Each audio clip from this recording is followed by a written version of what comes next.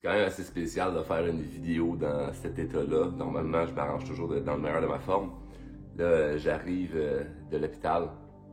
J'étais allé en urgence à l'hôpital ce matin, en ambulance. Ça m'était jamais arrivé. Jamais j'ai appelé l'ambulance de toute ma vie. Je suis quelqu'un qui s'entraîne, qui mange santé, qui prend soin de sa santé. C'est quelque chose que je répète souvent parce que tout le monde le dit qu'il faut prendre soin de notre santé. Puis tout le monde le sait que notre santé n'est pas acquis.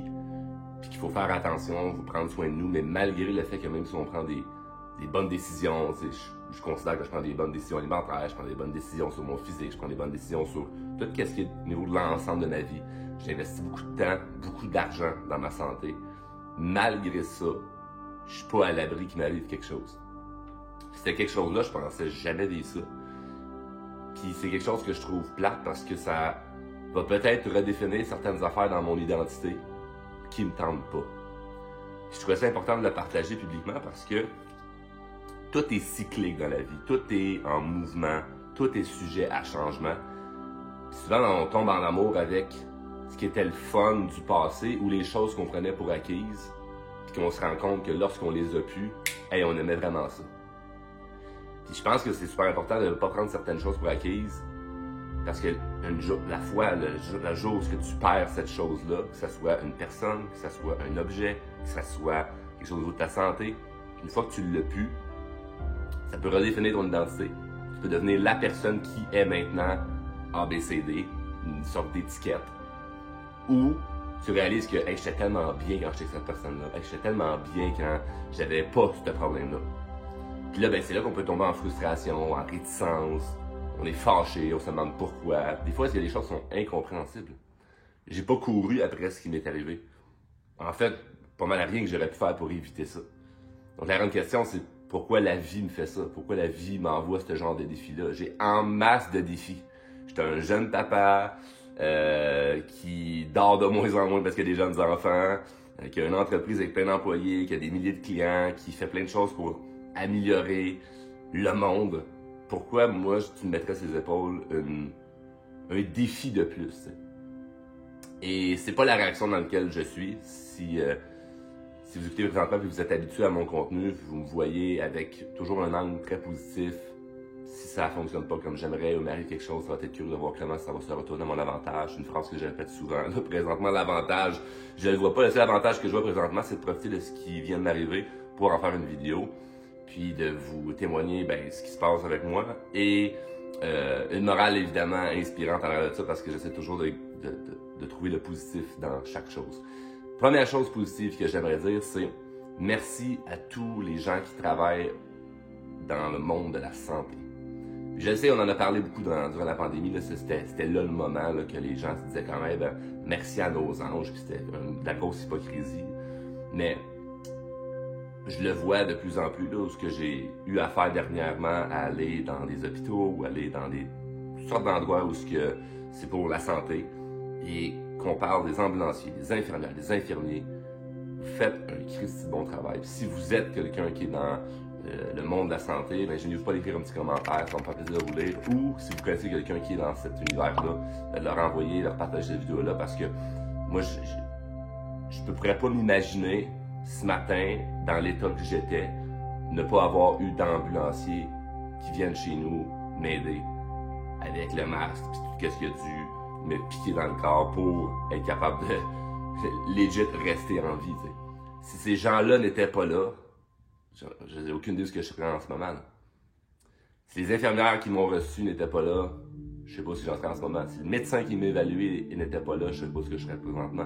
Donc, énorme reconnaissance à tous ces gens-là. Énorme reconnaissance aux gens qui nous aident. Là, je nomme évidemment infirmiers, infirmières, médecins, ambulanciers, mais également tous les autres professionnels de la santé qui ont travaillé en amont, qui ont travaillé en proactivité, c'est-à-dire sur comment optimiser ta santé. Je pense aux naturopathes, je pense aux entraîneurs physiques, je pense à tous ces gens qui sont passionnés de la santé. Je pense qu'on se doit, nous, en tant que citoyens ou en tant que clients, de juste leur offrir le meilleur, c'est-à-dire être sympathique. À l'hôpital, tantôt, j'ai vu des clients chialer, être bêtes, être à la limite méchants, avec le personnel. Puis je comprends que c'est frustrant quand on a des problèmes au niveau de notre santé, mais c'est pas le hostie de problème d'eux autres, ok? Même si toi t'es frustré de ça, ça va rien changer d'être frustré après eux autres. Donc moi, la plus belle chose que j'ai trouvé à faire, parce que je peux pas les typer, je peux pas, y a rien que vraiment je peux faire pour améliorer la situation. Moi, je leur donnerais tout plus de salaire. Bon, il y en a qui vont dire les médecins gagnent assez cher, mais infirmière, infirmier, ambulancier, je leur en donnerais tellement plus. Mais la seule chose que je peux faire, c'est d'être hyper sympathique avec eux. Puis ce matin, l'ambulancier qui est venu m'aider me dit si tous les clients, ou plutôt si tous les patients, ou bref, je sais pas le terme qui est utilisé, mais si tout le monde était comme toi, c'est-à-dire qu'ils appellent l'ambulance uniquement quand c'est une bonne raison, et en plus sympathique, on réussit à rire une fois que c'est comme ça va un petit peu mieux, ben je suis valorisé dans mon travail, ça serait tellement merveilleux. Donc bref, je pense qu'on se doit d'être en gratitude envers ces gens-là. Maintenant, deuxième chose que je peux voir de positif, c'est que ben là, présentement, je suis en vie. Présentement, ça va relativement bien. Ce matin, je sais pas comment c'est arrivé. J'ai rien mangé de spécial. J'ai pas changé quoi dans mon alimentation dernièrement. Je déjeune, comme je déjeune à l'habitude. Je m'en vais à mon bureau, comme je vais dans mon bureau à la maison. J'ai deux bureaux, un bureau à l'extérieur, un bureau dans la maison. Ce matin, vendredi, je me dis, bon, je vais aller au bureau là, dans la maison. Je vais rester proche avec les enfants et tout ça. Et là, je me mets à voir les mains qui shake, des picotements, la gorge qui se resserre, la difficulté à respirer. Je vais avoir la face enflée comme ça se peut pas, la langue qui devient enflée. Fait que là, je redescends au rez-de-chaussée, je vais à l'extérieur sur le balcon de la cour extérieure, juste pour prendre un peu d'air frais. C'était le matin, ça devait être autour de 7h30, 8h. Que ça va pas plus.